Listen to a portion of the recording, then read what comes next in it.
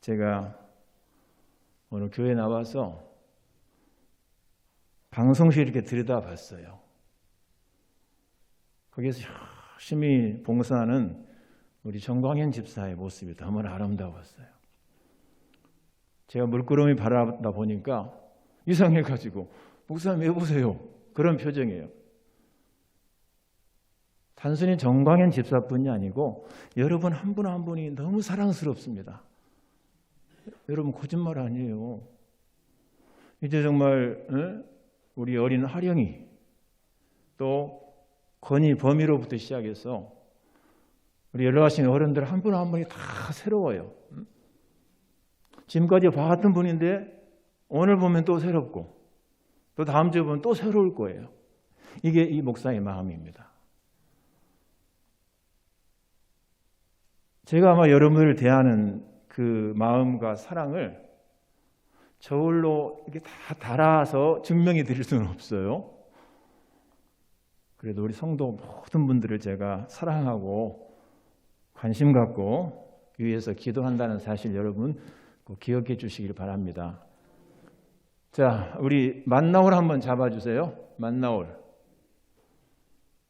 자, 손 한번 들어주세요. 만나올. 자, 사랑합니다. 만나올도 사랑해요. 자, 우리 또 본당.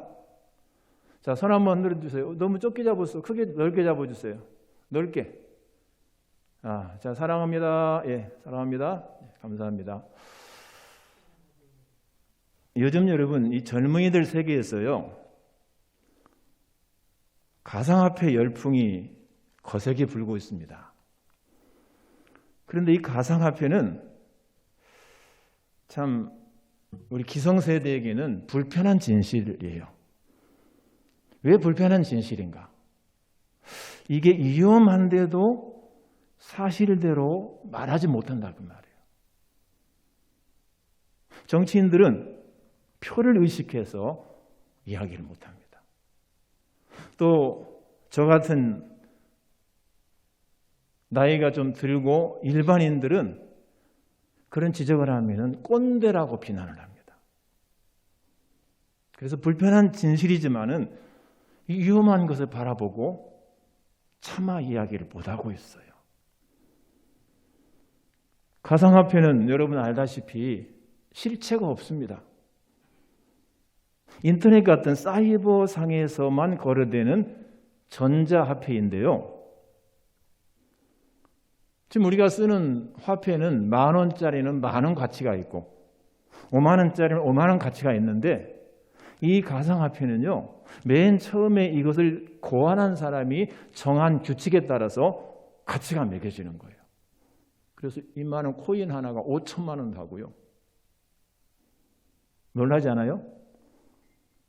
코인 하나가 5천만 원 한다니까요. 대표적인 가상화폐가 비트코인인데요. 지난 2009년 1월 달에 일본인 프로그래머가 개발을 했습니다. 그리고 전 세계 어디서나 이 사이버 상에서는 사용이 가능합니다. 근데 여러분 주식을 해보신 분 알겠지만 주식은요. 장이 시작되면 거래가 이루어지고 장이 마감되면 거래가 마감이 돼요. 그리고 밤 사이에는 변동이 없어요. 그런데 가상화폐는 1년 365일 24시간 어디서든지 매도와 매수가 가능합니다. 사고 팔 수가 있어요. 그러니까 밤에 잠을 자고 일어나 보면은 내가 샀던 가상화폐가 하늘로 치솟듯이 이렇게 가격이 급등할 수도 있고 또 반대로 바닥으로 떨어질 수가 있어요. 그러니까 여러분 우리가 늘 좋은 일만 있기를 기대하듯이 내가 잠자는 사이에 벼락부자도 될 수 있다라는 그런 기대를 가지고 돈과 성공에 목마른 사람들이 여기에 지금 매달리고 있습니다. 여러분 돈이라는 것은요 쉽게 벌 수 있는 게 아니에요. 또 아무렇게나 번 돈이라면은 가치가 없어요. 돈을 전 세계에서 가장 좋아하는 민족이 유대인입니다. 자, 유대인들조차도 자기들이 죄인이라고 취급했던 세리나 창기가 가져온 돈은 빈민 구제를 위해서 기금으로 받아들이지 않습니다. 왜? 돈은 바르게 벌어야 돼요. 정당하게 벌어야 하기 때문입니다. 하나님의 주권을 인정하는 11조 신앙의 붕괴는 이스라엘 전체에 엄청난 파란을 일으켰습니다. 제사장을 비롯한 레위인들의 이탈로 제사가 중단되었습니다. 성소가 무너졌습니다. 그 결과 미가의 가정처럼 여호와의 신앙이 가나안 종교와 혼합되는 신앙의 타락이 일어났습니다. 오늘 말씀은 그런 배경에서 살펴봐야 합니다. 사사기 1장부터 16장까지는 여러분 읽어보셔서 아시겠지만 사사들의 영웅적인 활약상이 나옵니다. 처음 사사 온니엘부터 시작해서 마지막 사사 삼손까지 그들이 펼치는 영웅담이 정말 스릴 있게 전개가 됩니다. 그런데 이 17장부터 21장 마지막까지는 전혀 다른 내용이 나와요. 그래서 많은 학자들은 이 부분을 사사기의 부록이라 그렇게 불러요. 사사기에 덧붙인 책이다. 그래서 사실상 이 부분에 여러분 이 사사기 기자가 말하고자 했던 핵심 내용이 나와요. 사사들의 영웅담을 그리기 위해서 사사기를 기록한 게 아니라는 겁니다. 바로 이 17장부터 21장까지 내용을 이야기하고 싶어서 이 사사기 기자가 이 말씀을 기록한 거예요. 그것이 무엇인가 궁금하시죠? 그것을 보여주는 힌트가 바로 6절입니다. 여러분 한번 보세요. 6절. 그때는 이스라엘에 왕이 없었으므로 사람마다 자기 소견에 옳은 대로 행하였더라. 이 말씀은요, 그 당시에 왕이 없었다는 사실을 의도적으로 드러내기 위해서 기록한 구절이에요. 자, 사사시대였기 때문에 왕이 없는 건 당연한데도 사사기 기자가 이 내용을 굳이 강조한 이유가 있습니다. 그게 뭔 거니? 왕이 없었기 때문에 많은 문제가 생겼다는 거예요. 왕이 없었기 때문에. 사사기는 하나님이 세우시고 능력을 주신 사사들이 영웅적인 활약을 통해서 이스라엘을 침략자의 손에서 구원하고 또 이스라엘 백성을 다스린 일을 기록한 책입니다. 그런데 여러분 아까 말씀드린 대로 부록이라고 불리는 마지막 부분에서 그동안 일어났던 많은 일들 가운데 두 가지 사건을 기록합니다. 이 두 가지 사건을 소개하면서 사사시대가 온전하지 못했음을 우리들에게 보여주는 거예요. 그 목적은 사사시대를 부정적으로 평가를 하고 그 대안으로 왕정을 제시하기 위함입니다. 왕이 필요하다. 왕이 없어서 우리 사회가 엉망진창이 됐으니까 이제 우리에게 뭐가 필요하다? 왕이 필요하다. 라는 사실을 지금 사사기 기자는 말하고 싶은 것이다. 그 말입니다. 그러면 왜 이 기자가 왕을 그렇게 강조했을까? 여러분, 이스라엘에 여러 왕들이 있는데요. 왕정시대의 대표이자 주인공은 다윗입니다. 그래서 이 사사기서는 다윗을 소개하기 위한 책이에요. 그 다음에 바로 이어서 나오는 룻기는요. 다윗 왕을 어찌 보면 찬양하는 용비어 청가라고 부릅니다. 다윗을 높이고 다윗을 정말로 위대한 왕으로 여기는 소위 용비어 청가다. 그런데 꼭 인간 다윗을 그렇게 존중 여기고 높이냐? 그건 아니에요. 궁극적으로 다윗의 후손으로 이 땅에 오신 예수 그리스도가 우리의 진정한 왕이시다. 그분을 우리의 왕으로 모시고 살아야 된다라는 사실을 보여주는데 이 사사기의 근본 목적이 있다 그 말입니다. 사사시대를 포함한 이스라엘 전체 역사가 타락한 원인은 진정한 왕이신 여호와께 대한 불순종이었습니다. 부패한 인생이 하나님의 명령을 저버리고 자기 생각대로, 자기 생각에 옳은 대로 행할 때 제대로 되는 일이 아무것도 없습니다. 여러분, 하나님 떠나서 어떤 일 해보세요. 제대로 되는 거 하나도 없어요. 이미 하나님께서는 이스라엘의 왕이셨습니다. 그런데 이스라엘은 하나님보다는 눈에 보이는 왕을 원했습니다. 하나님은 이스라엘의 요구 때문이 아니라 주권적인 계획에 따라서 저들에게 왕을 허락하시죠. 하나님의 직접적인 통치, 이걸 신정이라고 그래요. 신정. 하나님의 직접적인 통치를 구현할 왕이 처음에는 사실은 사사의 모습으로 드러났어요. 그러니까 하나님이 직접 다스린다는 그런 뜻에서 사사를 세우시고 이스라엘 민족을 다스리게 하셨어요.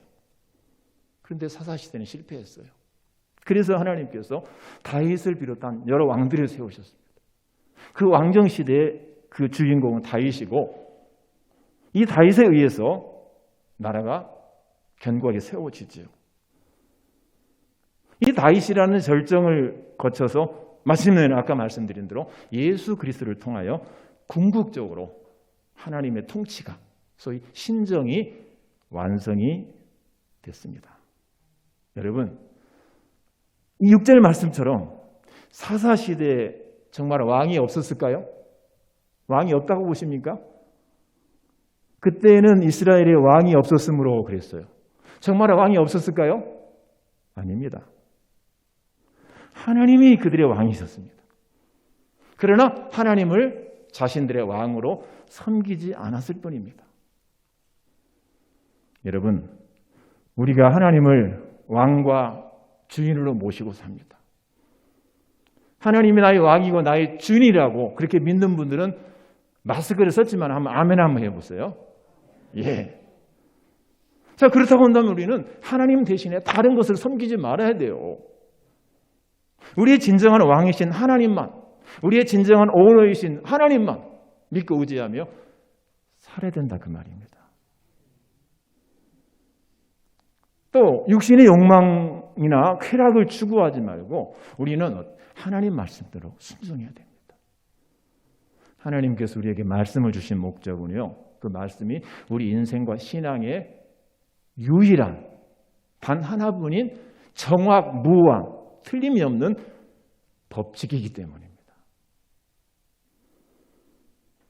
하나님을 왕으로 모시고 사는 사람 복이 있습니다.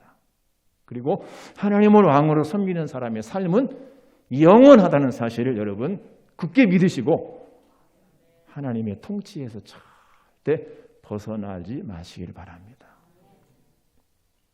이제 오늘 본문 본격적으로 살펴보겠습니다. 어느 날 레인 한 사람이 에브라임 산지를 지나가다가 미가의 집에 찾아옵니다. 미가는 지지난 주일에 제가 설교를 해서 여러분 아실 거예요.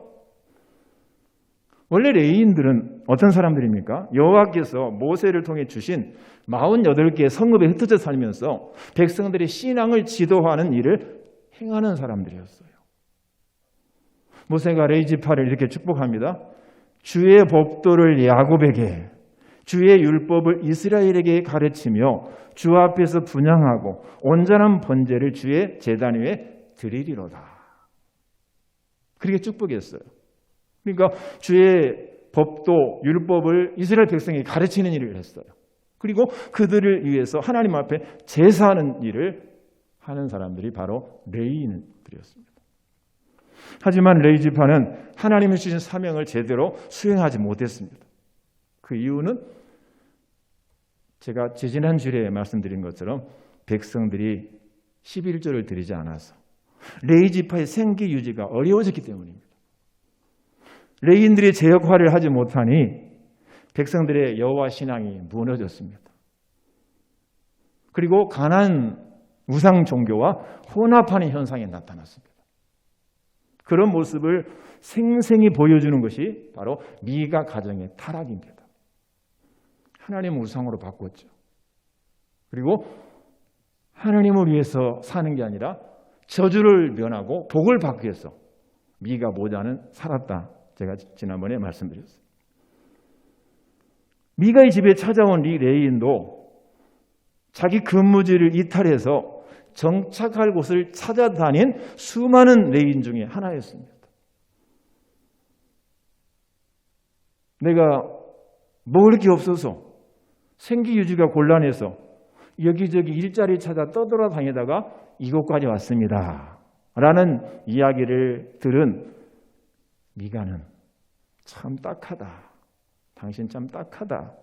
라고 생각하면서 그러면 우리 집에 가정 제사장이 되어주면 어떻겠느냐라고 요청을 합니다. 그러면서 연봉을 제시합니다. 내가 해마다 은 10과 의복 한 벌과 먹을 것을 주겠다. 이 연봉이 많은지 적은지는 모르겠어요. 아무튼 미가가 이 레인에게 연봉을 제시합니다. 은 10과 의복 한 벌과 먹을 걸 주겠다. 미가가 제시하는 조건이 마음에 든 레인은 미가 가정의 제사장이 됩니다. 이게 10절에 나오죠. 여러분, 근데요, 문제는 여기 있어요. 문제는 여기 있어요. 레인의 주인은 원래 하나님입니다. 다른 지파들은 그들의 땅이 그들의 생업이 기업이었어요. 그런데 레인들에게는 하나님 기업을 안 주셨어요. 왜? 하나님이 그들의 생계를 책임져 주십니다. 하나님이 그들의 기업이셨어요. 하나님이 레인들의 주인이었어요. 그런데 이 미가란 사람이 자기가 자칭 레인의 주인이라는 겁니다. 내가 당신을 고용해서 내가 당신의 주인이 되겠다. 그런 얘기예요. 자, 내가 당신 생계 책임져 주면 되지? 먹고 살게 해주면 되지? 그러면 우리 집에 개인 제사장이 되어줘. 지금 그거 아니겠어요, 여러분? 하나님이 구별해 세우신 성직자를 싹군으로 여기고 마음대로 부리려는 대단히 잘못된 처사입니다, 여러분. 잘 들으십시오. 하나님이 주인이신데 자기가 레인의 주인 노릇하려고 해요. 여러분, 미안합니다만은요, 오늘날도 미가처럼 행여 목회자를 교인들이 고용한 싹군으로 여기고 주인 노릇하려고 해서는 절대 안 됩니다. 저를 여러분이 고용한 거 아니에요. 부안동북의 교인들이 박영진 목사에게 연봉 얼마를 주고 우리 교회 와서 일하십시오라고 고용한 게 아니에요. 저는 노회에서 파송을 받은 사람입니다. 노회 파송, 노회가 저에게 이 교회를 맡겨주었어요. 그래서 저를 가르쳐서 부안동북교회 유임 목사라 그렇게 불러요. 여러분이 고용한 목사가 아니에요. 그러니까 여러분이 저의 주인이 아니란 말이에요. 저의 주인은 누굽니까? 하나님이에요. 하나님이에요. 여러분, 절대 이 미가처럼 어리석고 교만한 생각을 하지 마셔야 됩니다. 그런데요, 어떤 교회에서는 장로가 목사를 고용한 것처럼 그렇게 굴어요. 당신 내 말 안 들으면 해고할 거야. 그렇게 노골적으로 말은 하지 않겠죠. 힘이 센 권사가 목회자를 고용한 것처럼 굴어요. 목사님 내 말 안 들으면 목사님 쫓아낼 거예요. 심각한 문제예요, 여러분. 심각한 문제입니다. 절대로 여러분, 목회자는 교인들이 고용한 싹군이 아니에요. 절대 여러분이 목회자의 주인 노릇하려고 그렇게 하셔서는 안 됩니다. 그 다음에 이어지는 19장에서 21장에도 보면은요, 레인이 중심 인물로 나와요. 그런데 여러분, 거기 보시면 절대 레인답지가 않아요. 목사는 목사다워야 되고, 장로는 장로다워야 되고, 집사는 집사다워야 되고, 권사는 권사다워야 되고, 신앙인은 신앙인다워야 되는데 레위인은 레위인답지가 않았어요. 왜? 비록 백성들이 11조를 드리지 않아서 생계 유지가 어려웠다고는 하지만은요, 지나치게 재물을 중시했어요. 이따도 말씀드릴게요. 또 하나님보다는 사람 중심으로 살았어요. 제가 이 말씀을 준비하면서 내가 과연 지난 20년 동안 어떻게 살았을까? 재물을 중시하며 살았을까? 저는 그렇게 살지는 않은 것 같아요. 사람 중심으로 살았을까? 그렇게 생각하지 않아요. 제가 사람 중심으로 살았으면요, 지금쯤 여러분들이 저를 툭 떠받들고 우리 목사님 끝까지 늙어 죽을 때까지 우리 이렇게 계십시오 아마 그랬을 거예요. 저는 돈 중심으로 목회하지 않았고요, 사람 중심으로 지금까지 살아오지 않았어요. 오늘날 수많은 목회자들이 절대 그렇게 살아야 안 돼요. 그렇게 하면은 당장 그 사람을 향해서 싹군이라는 비판을 면할 수 없게 될 것입니다. 자, 마지막으로 여러분, 이거 한번 생각해 보십시다. 예수를 믿건 예수를 믿지 않건 사람이라면은 누구나 먹고 살 만한 만큼의 돈이 있어야 돼요. 그죠?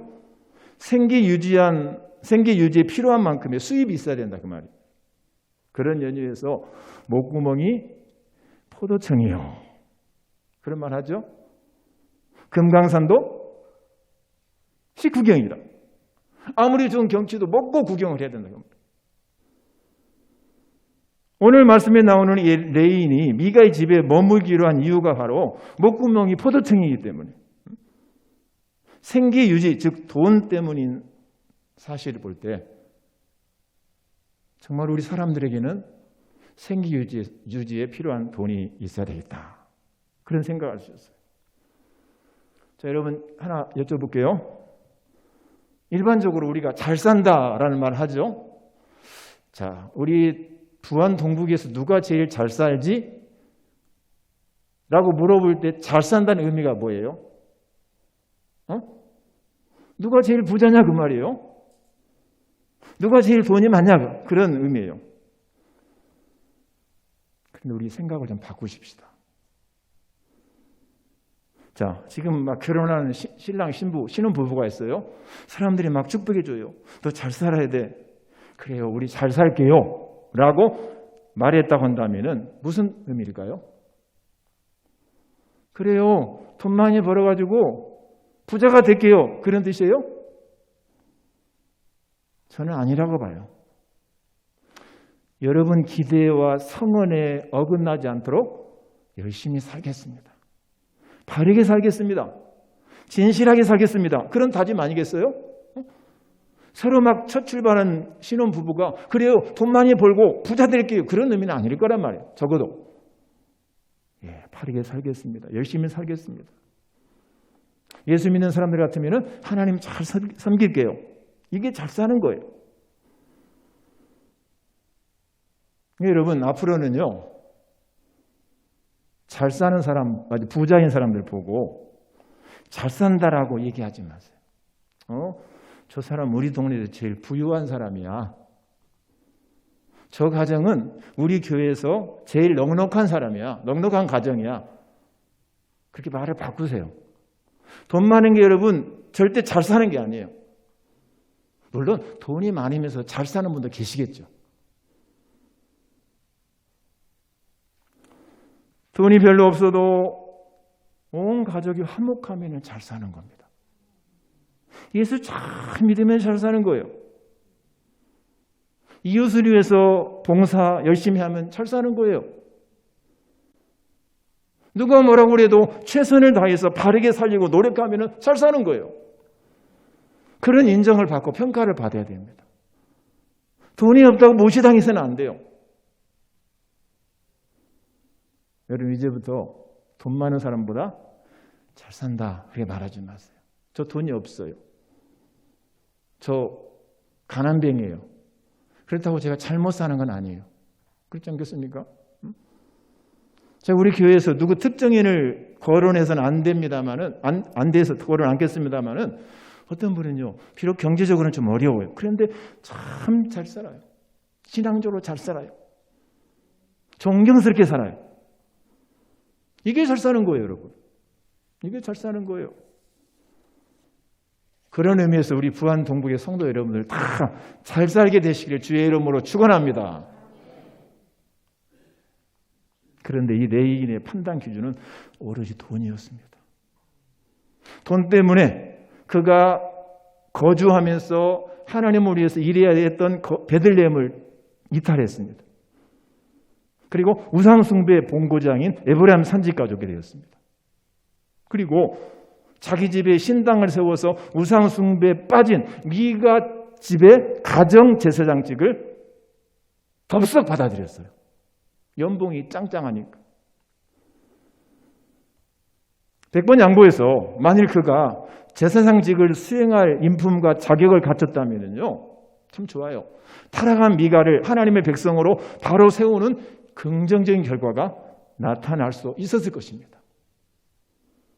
그런데요, 계속되는 이야기를 보면은 이 미가 집에 고용된 이 레인 제사장이 또 더 좋은 기회를 찾아요. 거주할 땅을 찾아 떠돌던 단지파의 겁박에 굴복을 합니다. 그래서 미가 집에서, 자기가 섬기던 미가 집에서 에봇과 드라빔과 신상을 탈취해가지고 단지파의 제사장이 됩니다. 하루아침에 신발을 바꿔 신었어요. 좋은 조건 제시하니까 글로 갔어요. 오늘날 목회자들도요, 제가 목사하면서 이런 말하면 죄송한데요, 좋은 조건 제시하면 미련 없이 떠납니다. 그런 점에서 저는 참 바르게 살았다고 자부할 수 있어요.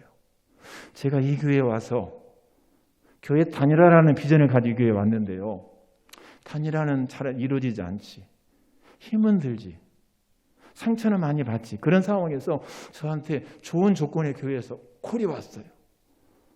저만 오케이 하면은 당장 모시겠다는 거예요. 지금 생각하니 그때 가버릴 걸 잘못했어. 어? 저는 안 갔어요. 그 좋은 교회를 소개하는 장로님에게 제가 막 화를 냈어요. 내가 이곳에 온 목적을 아시는 분이 왜 그렇습니까? 또 더 좋은 교회가 나왔어요. 이번 전주에 있는 교회예요. 이름 되면 아마 아는 교회예요. 그것도 거절했어요. 이 교회는 전에 서울에 계시던 그 목사님, 우리 교회에서 소개 한번 했죠. 몇 년 전에. 그분이 소개한 거예요. 박 목사, 좋은 교회야. 그 교회 가셔요. 저는 거부했어요.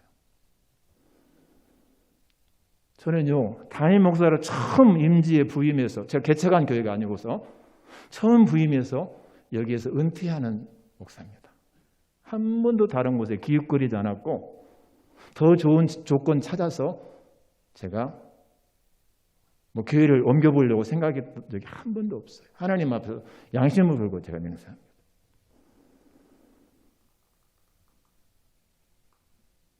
이 레이는 바로 그런 사람이었어요. 그냥 좋은 조건 제시하면 금세 옮겨가는 비신앙적이고 부도덕한 사람이었어요. 당시 미가에게는 레인 제사장을 확보하여 자기 가정 재단의 정통성을 갖춘 일이 필요했습니다.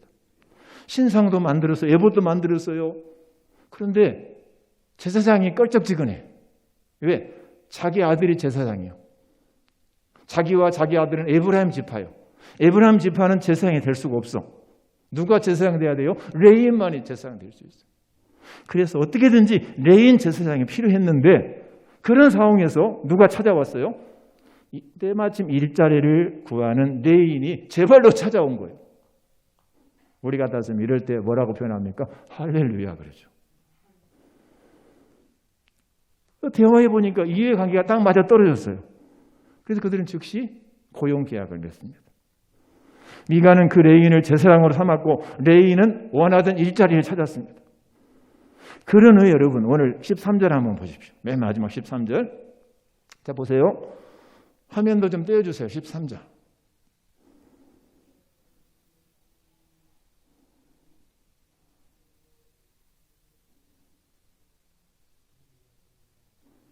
13절 한번 보실까요? 이에 미가가 이르되 레인이 내 제사장이 되었으니 이제 여호와께서 내게 복 주실 줄을 아노라 하니라. 자, 다시 한번 보세요. 레인이 내 제사장이 되었으니 이제 여호와께서 내게 뭐 주시겠다? 복 주실 것이다. 여러분, 이 구절에 도대체 미가가 무엇 때문에 레인을 자기 집에 제사장 삼았고 무엇을 추구하는지를 분명히 보여줍니다. 미가에게는요, 저주를 면하고 복을 받는 것이 유일한 삶의 목표였습니다. 그리고 저가 굳이 레위 사람으로 제사장을 세운 이유는 제사장은 레위 사람만 할 수 있다라는 율법 규정 때문이 아니라 레위인을 제사장 세우면은 복 받기가 훨씬 더 수월하다. 어떤 분은 그래요. 아무개 목사님은 영역이 좋아서. 여러분, 그런 쓸데없는 소리 하지 마세요. 영역 좋은 사람이 있고 영역 나쁜 사람 누가 있어요? 뭐 무당이게? 무당은 신통력이 있을 수 있어. 꼭 미가 같은 소리를 해요. 누구는 영역이 있고 뭐 기도발이 강하고.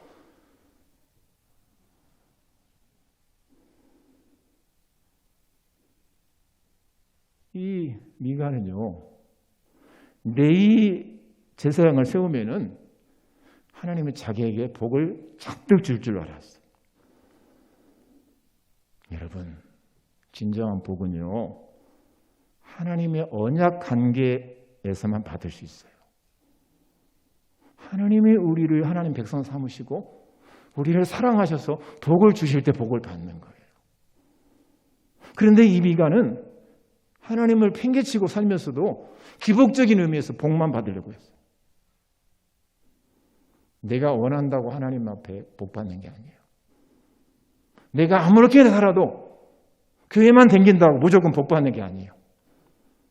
하나님을 나의 왕으로 섬기고 나의 주인으로 모시고 바르게 살아야 됩니다. 그래야 우리가 복을 받을 수 있어요. 이제 말씀을 마치겠습니다.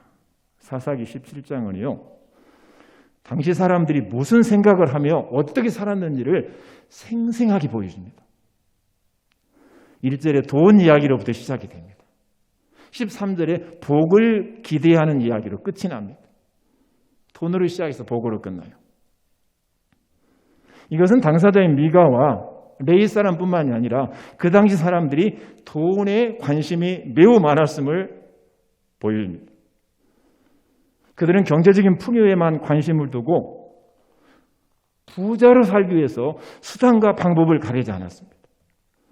돈과 성공 앞에서는 하나님과 우상도 구별하지 않았습니다. 속된 말로 꽁 잡는 게 매라고 생각했습니다. 복만 주면은 바알도 좋고 아세라도 좋다는 거예요. 물질 만능주의가 팽배한 오늘의 현실과 얼마나 흡사한지. 우리에게도 돈이 필요합니다. 성공도 해야 되죠. 그런데 돈을 벌고 성공하는 데 있어서 태어날 때부터 불리한 상황, 즉 금수저가 아닌 흙수저로 태어난 사람들, 이런 불공정한 시대에 살고 있는 젊은이들의 분노가 지금 하늘을 찌르고 있습니다. 금수저로 태어난 사람들은 성공이 보장되어 있고요. 흙수저로 태어난 사람들은 아무리 노력해도 성공하지 못하고 좌절하는 그런 시대라서 말입니다. 신분 상승의 사닥다리가 붕괴돼 버렸다 그 말입니다. 그래도요, 이런 불공정한 시대에도요, 어떻게든지 돈을 벌고 성공하려고 해서는 안 돼요. 재물을 포함한 모든 복은 하나님이 주시는 것입니다.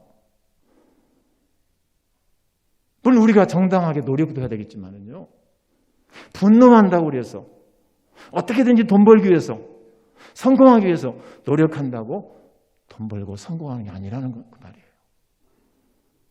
오늘 이곳에 계신 젊은이들, 또 여러분 가정에, 또 여러분 주변에 있는 젊은이들, 이 내용이 꼭 필요합니다. 성경은 우리가 복 받을 수 있는 비결을 제시하는 말씀입니다. 두 가지입니다. 하나님의 주권을 인정하는 겁니다. 하나님의 주권을 인정하는 겁니다. 두 번째, 말씀대로 사는 겁니다. 전자는 11조 신앙이고 후자는 계시 의존 신앙입니다. 이렇게 사는 것만이 올바른 인생의 방법이고 복받는 비결임을 여러분 굳게 믿으시기 바랍니다.